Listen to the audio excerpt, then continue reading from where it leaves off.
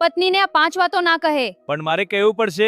કહી દીધી તો પસ્તાશો. હું પહેલેથી જ પસ્તાવું છું. તમારી સૌથી મોટી ભૂલ જાણો છો. તમને લાગે છે કે પત્નીને બધું કહી દો તો પ્રેમ વધે છે.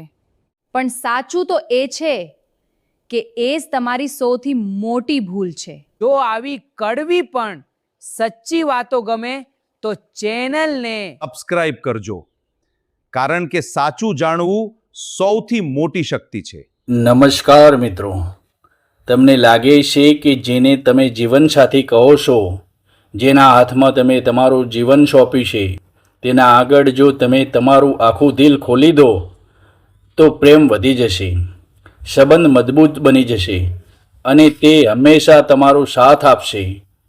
પણ આ જ સૌથી મોટો ભ્રમ છે. દુનિયાનું કડવું સત્ય એ છે કે દરેક સંબંધ પ્રેમથી નહીં, સમજ, જરૂરિયાત અને મનથી ટકતો હોય છે. જ્યાં મન તૂટે છે ત્યાં પ્રેમ પણ ધીમે ધીમે મરી જાય છે. આજે હું તમને એવી 5 વાતો કહીશ જે જો તમે તમારી પત્નીને કહી દીધી તો સમજો તમારા સન્માનની ઉલટી ગણતરી શરૂ થઈ જઈ. આ વિડીયો અંત સુધી જુઓ, કારણ કે છેલ્લી વાત સૌથી ઘાતક છે. રિશ્તાની દુનિયામાં પતિ પત્નીનો સંબંધ સૌથી નાજુક હોય છે, પણ શું સાચે જ બધું કહી દેવું જરૂરી છે? તમને લાગે છે કે તમારો દરેક ડર, દરેક હાર, દરેક કમજોરી જો તમે તેની સામે મૂકી દો તો તે તમને સમજશે. શરૂઆતમાં કદાચ સમજશે, તમને સાંત્વના આપશે, ખભા ઉપર હાથ રાખશે, પણ સમય બદલાય છે. જ્યારે પરિસ્થિતિ બદલાય છે અને માણસનું મન પણ બદલાય છે. જ્યારે ઘરમાં ઝઘડો થશે, ત્યારે ગુસ્સો આવશે, ત્યારે એ જ કમજોરી તાણું બનીને પાછી આવશે.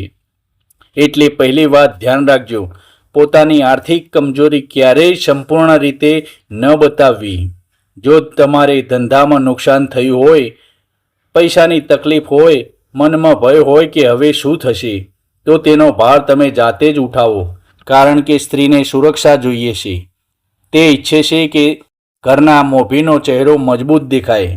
જો તેને લાગી જાય કે તેનો પતિ અંદરથી તૂટી ગયો છે તો તેનો મનમાં ને મનમાં વિશ્વાસ ધીમે ધીમે ઘટવા લાગે છે. પછી તે સન્માન ઓગળે છે અને જ્યાં સન્માન ગયું ત્યાં પ્રેમ લાંબો ટકતો નથી. 2. પોતાનો જૂનો અપમાન ક્યારેય ના કહો. જીવનમાં ક્યારેય કોઈએ તમારું અપમાન કર્યું હશે, કોઈએ તમને નાનો દેખાડ્યા હશે, કોઈએ તમને દબાવી દીધા હશે. આવી વાતો દિલમાં દફનાવી દો, કારણ કે પત્ની પોતાના પતિને યોદ્ધા તરીકે જોવાનું ઈચ્છે છે. તેને જો ખબર પડે કે કોઈએ તમને ઝુકાવ્યા હતા તો તેનો અવચેતન મનમાં તમારી છબી નબળી પાડે છે. તે બહારથી કંઈક નહીં કહે, પણ અંદરથી તમારું મૂલ્ય ઓછું થઈ જાય છે. 3. પોતાના પરિવારના રહસ્યો પત્નીને ન આપો. ઘણા પુરુષો ગુસ્સામાં પોતાની માતા, ભાઈ, પિતા અથવા ઘરના લોકોની જૂની ભૂલો પત્નીને કહી દેશે. તમને લાગે છે કે હું તેને પોતાનું માન આપું છું એટલે સાચું કહી રહ્યો છું, પણ તમે સત્ય નહીં કહ્યું. તમે તમારા ઘરના વિરુદ્ધ એક હથિયાર તેના હાથમાં આપ્યું. કાલે જો ઘરનું વાતાવરણ બગડશે તો એ જ વાત ઝેર બનીને બહાર આવશે. પછી તમે ના ઘરના રહેશો કે ના પત્નીના. ઘરનો રાજ ઘરની માટીમાં જ દફનાવી દો. નંબર 4. પોતાનો ભૂતકાળ ક્યારેય પૂરો ના ખોલવો. જૂનો પ્રેમ, જૂની ભૂલો, જૂના સંબંધો, જૂના પાપ.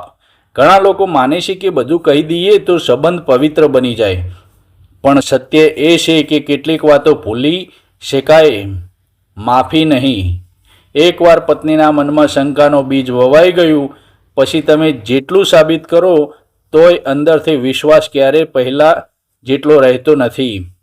તમારું આજ તમારી ગઈકાલની સજા ભોગવશે. નંબર 5. પોતાની આગમી ચાલ, અંદરની ગભરાહટ ન બતાવો.